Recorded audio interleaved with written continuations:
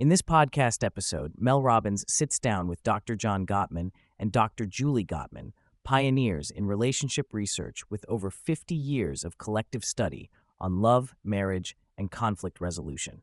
They share profound insights into what makes relationships succeed or fail, the science behind predicting divorce, the harmful patterns couples fall into, and practical tools for improving connection, communication, and emotional intimacy. Through personal anecdotes, role plays, and research findings, they illuminate how understanding conflict, managing emotional flooding, and fostering gratitude can transform partnerships. John and Julie Gottman explain their groundbreaking research methods, including observing newlywed couples in a specially designed Love Lab apartment equipped with cameras and physiological sensors. By analyzing couples' interactions during everyday activities and conflict discussions, they found they could predict with up to 94% accuracy which couples would stay together 6 years later. Remarkably, even observing just the first 3 minutes of a conflict conversation gave them nearly 90% accuracy in predicting divorce or marital unhappiness. These predictions rely on how couples start their conversations, how they respond emotionally, and their patterns of interaction. The Gottmans identify 4 destructive communication styles, labeled as the Four Horsemen, that seriously damage relationships. Criticism involves blaming a partner's personality flaws rather than addressing a specific behavior. Contempt, the most toxic, emerges from a place of superiority and expressed through sarcasm, eye-rolling, or mockery. It deeply wounds a partner's sense of self and has measurable negative effects on physical health. Defensiveness typically manifests as counterattacks or whining and is an automatic reaction to perceived attacks. Stonewalling is shutting down and withdrawing emotionally or physically during conflict, often triggered when a person feels overwhelmed or flooded. These patterns lead to escalating cycles of blame, withdrawal, and disconnection. A crucial concept introduced is flooding, a physiological response where the body shifts into fight or flight mode due to perceived emotional threat. This raises heart rates, shuts down prefrontal cortex activity, and makes rational thinking, listening, and problem-solving nearly impossible. Men and women express flooding differently. Men tend to withdraw and disengage, stonewall, while women often become emotionally distant but remain visually attentive. Recognizing flooding is key to breaking destructive conflict loops by taking breaks and calming down before continuing difficult discussions.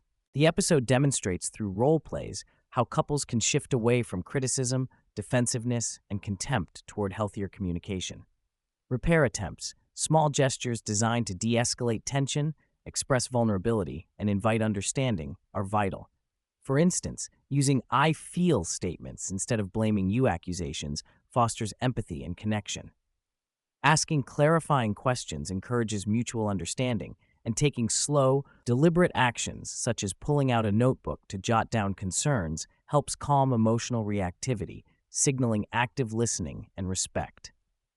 These strategies help partners move from fighting to collaborating during conflicts. Beyond managing conflict, the Gottmans emphasize that building and maintaining intimacy, friendship, and admiration are equally important. Couples who endure happily have high levels of fondness and affection in daily life. Rituals, such as regular State of the Union meetings to express gratitude, discuss concerns gently, and set intentions, sustain connection and prevent emotional drift. Simple habits like morning greetings, date nights, or leaving affectionate notes are powerful tools to consistently turn toward each other rather than away. An insightful part of the discussion centers on bids. These are the small moments when one partner reaches out for attention, affection, or support. How the other partner responds, by turning toward, turning away, or turning against, predicts relationship success.